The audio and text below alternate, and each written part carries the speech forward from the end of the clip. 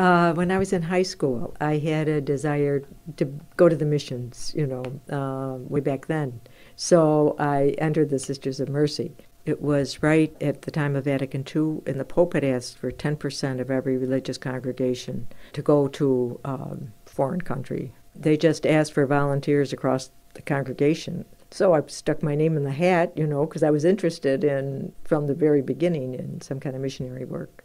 Anyway, I ended up going.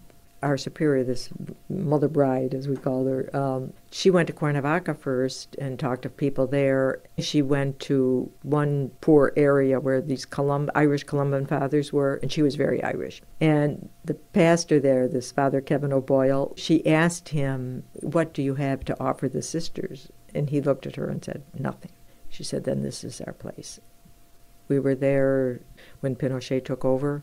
That whole experience of walking with people who desired liberation and therefore elected Salvador Allende, just being with them in those moments of rejoicing, after he was elected, everybody was out in the streets cheering. And so the coup, when that came, so many of our parishioners got picked up.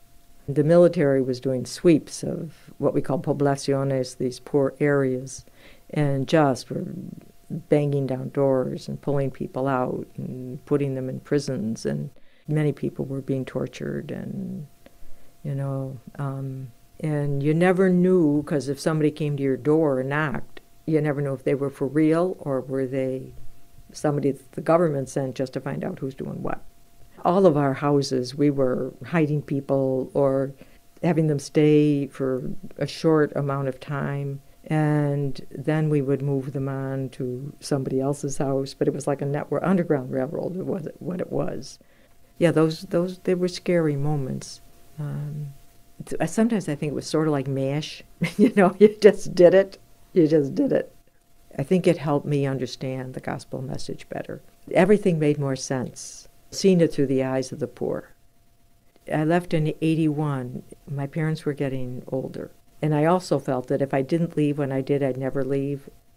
I got elected to the council. In those years, there was a president and 4 people on the council. But the gap between the way people functioned up here in administration was so different from my experience before.